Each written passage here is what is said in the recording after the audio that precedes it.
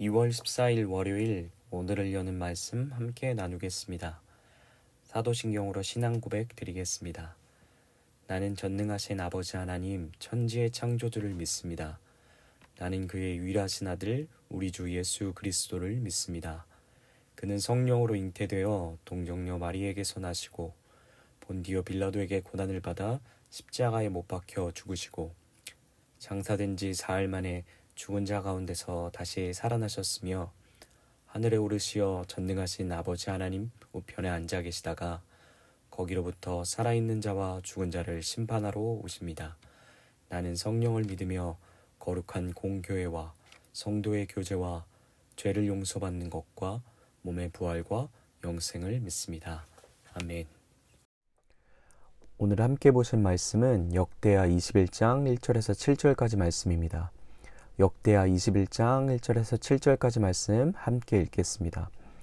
여호사밧이 그의 조상들과 함께 누움에 그의 조상들과 함께 다윗성에 장사되고 그의 아들 여호람이 대신하여 왕이 되니라. 여호사밧의 아들 여호람의 아우들 아사랴와 여히엘과 스가랴와 아사랴와 미가엘과 스바다는 다 유다 왕 여호사밧의 아들들이라. 그의 아버지가 그들에게는 은금과 보물과 유다 견고한 성읍들을 선물로 후히 주었고 여호람은 장자임으로 왕위를 주었더니 여호람이 그의 아버지의 왕국을 다스리게 되어 세력을 얻은 후에 그의 모든 아우들과 이스라엘 방백들 중 몇 사람을 칼로 죽였더라. 여호람이 왕위에 오를 때의 나이가 32세라. 예루살렘에서 8년 동안 다스리니라. 그가 이스라엘의 왕들의 길로 행하여 아합의 집과 같이 하였으니 이는 아합의 딸이 그의 아내가 되었음이라. 그가 여호와 보시기에 악을 행하였으나 여호와께서 다윗의 집을 멸하기를 즐겨하지 아니하셨음은 이전에 다윗과 더불어 언약을 세우시고 또 다윗과 그의 자손에게 항상 등불을 주겠다고 말씀하셨음이더라. 아멘. 오늘 본문은 지금까지 살펴본 아사왕 여호사밧 이후 여호람이 왕위를 이어받는 이야기입니다. 역대기 왕들 중 그래도 대체로 훌륭한 평가를 받고 있는 앞선 왕들을 통해 하나님이 주시는 비교적 평안함과 안정됨의 따뜻한 계절을 남유다는 보내게 됩니다. 그러나 20장 후반부 이야기는 조금은 불안한 예감을 맴돌게 하는 사건들로 마무리되게 되는데요. 아니나 다를까 결국 21장 오늘 우리가 함께 본 본문은 남유다 땅 가운데 따뜻한 계절의 서막이 끝이 나고 다시 어둠의 그림자가 드리우고 있는 듯한 분위기의 이야기를 전해주고 있습니다. 여호람은 비교적 순탄하고 안정된 지지를 받으며 그 왕위를 시작합니다. 그의 아버지가 그들에게 은금과 보물과 유다 견고한 성읍들을 선물로 후히 주었고 여호람은 장자임으로 왕위를 주었더니 여호람은 여러 명의 아들들 중 첫째였고 그로 인하여 아버지 여호사밧을 이어 왕위를 물려받게 됩니다. 또한 그의 아버지 여호사밧은 앞선 왕들의 지혜를 기억하여서 여호람이 왕자의 난을 경험하지 않고 안정되게 계승하여 다스릴 수 있도록 또한 왕권과 세력을 온 나라에 굳건하게 하기 위해서 나머지 형제들을 유다 전역으로 흩어보내서 그곳을 각각 다스릴 수 있게 합니다. 그러나 우리가 주목해 보아야 할 포인트는 오늘 본문 속 여호람이 신실하게 이어져 온 하나님의 축복의 길 위에서 그 왕권을 시작한다는 점인데요. 2절에 여호사밧의 아들 여호람의 아우들 아샤랴와 여히엘과 스가랴와 아사랴와 미가엘과 스바다는 다 유다 왕 여호사밧의 아들들이라. 아멘. 역대기에서 자손들의 이름을 나열하는 건 그리 흔한 장면은 아닙니다. 역대기에서 대가족 그리고 그 자녀의 이름의 나열은 그 왕위와 가문을 향한 하나님의 축복과 특별한 돌보심에 대한 상징적 표현이었습니다. 여호사밧의 아들들의 이름을 나열했다는 건 하나님께서 여호사밧 왕을 굉장히 긍정적으로 바라보시고 그 왕권과 가문 가운데 축복을 허락하고 계시다는 사실이죠. 오늘의 주인공 여호람의 왕권은 이러한 아버지인 여호사밧으로부터 이어져온 하나님의 축복의 길 위에서 기분 좋은 출발점을 시작하고 있다라는 것입니다. 그런데 4절부터 보여지는 여호람은 전혀 이해할 수 없는 행동들을 하게 되는데요. 4절에 여호람이 그의 아버지 왕국을 다스리게 되어 세력을 얻은 후에 그의 모든 아우들과 이스라엘 방백들 중 몇 사람을 칼로 죽였더라.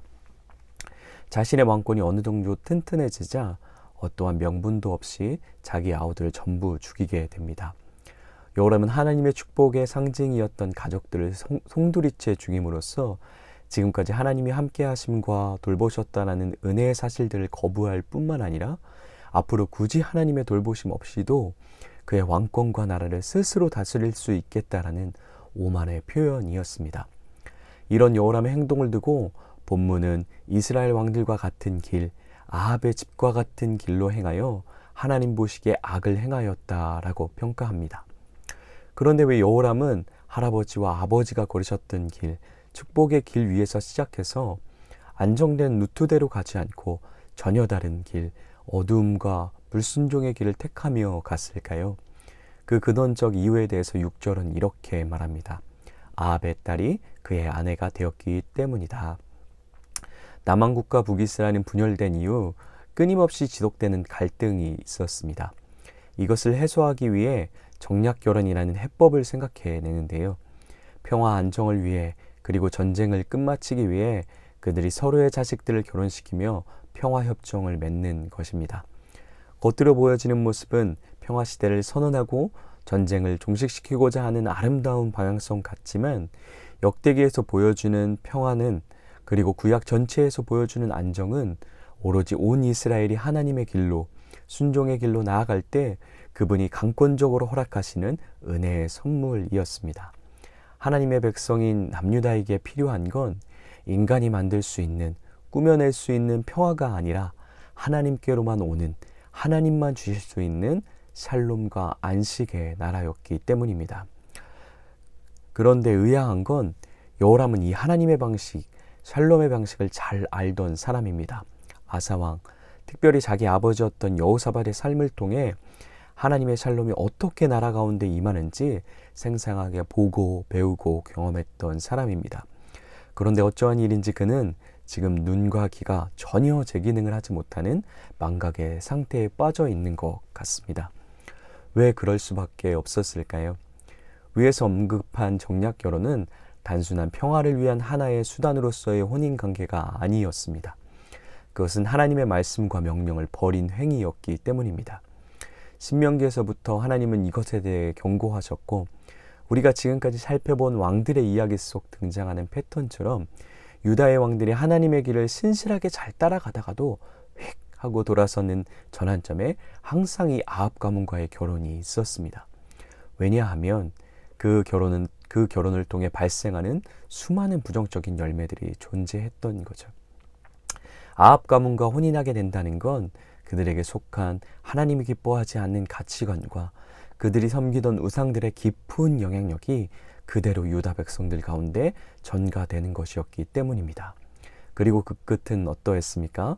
한 명도 예외 없이, 한 왕도 예외 없이 하나님을 버리고 우상의 길, 배도의 길에 나아가 타락의 파국으로 끝나게 되는 거죠.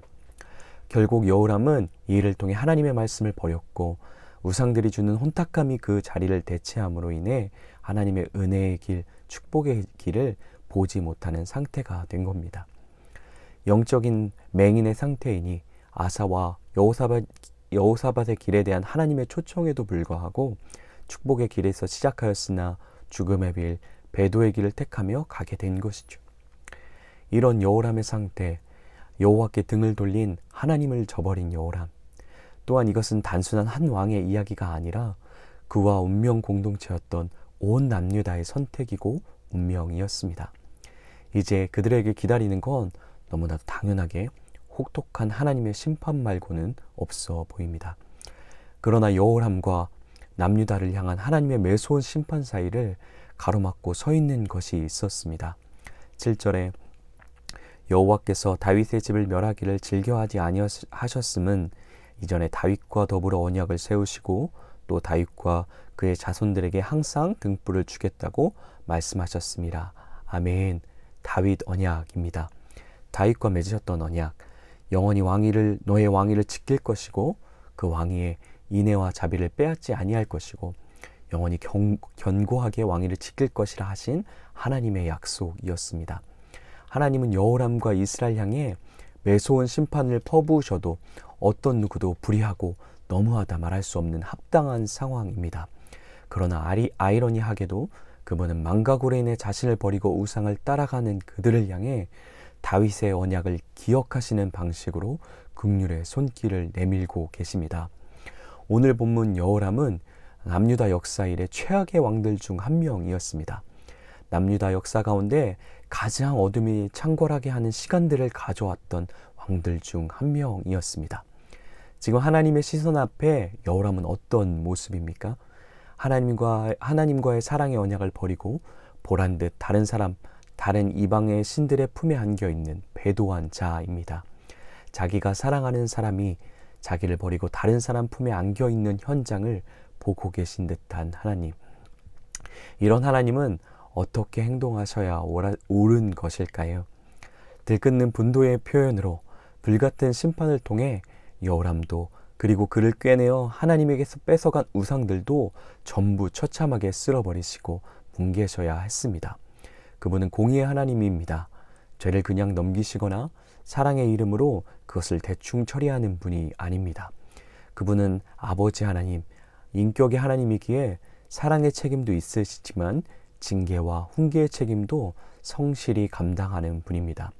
징계하시더라도 자기의 사랑을 입은 자들이 옳고 바른 길로 가게 하려고 하시는 거죠. 그러나 그들이 자신의 죄에 이끌려 심판으로 가기 전 우리 하나님은 남유다 여호람을 향해 다시 한번 포기할 수 없는 심정으로 긍휼의 손길을 내밀고 계십니다.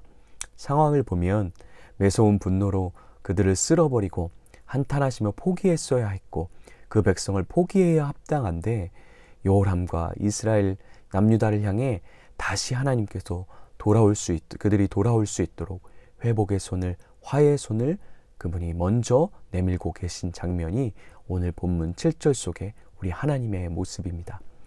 그분의 포기하지 않고 내미시는 화해와 긍휼의 손길이 이스라엘을 이스라엘되게 만들었고 그리고 또 만들어가고 계십니다.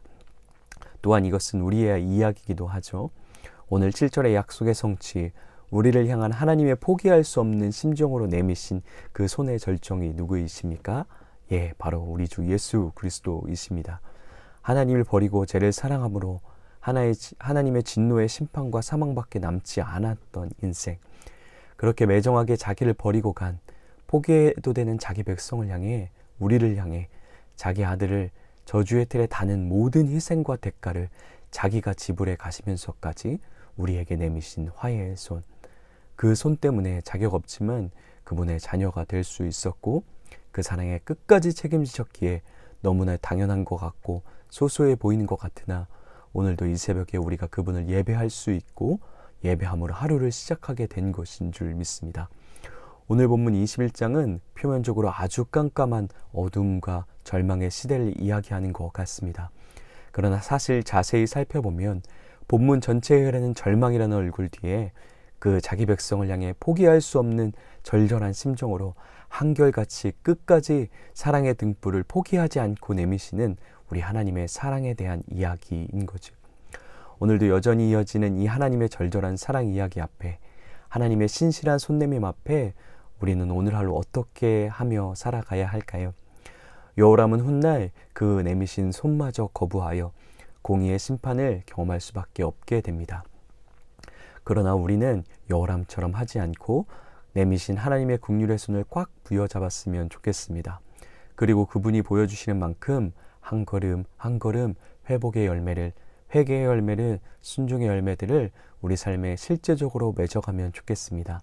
시편의 말씀처럼 그분이 우리의 발에 영원한 등불이 되시고 우리의 길에 빛이 되어 주셔서 끊임없이 의의 길로 생명의 길로 갈 수 있도록 인도해 가실 줄 믿습니다.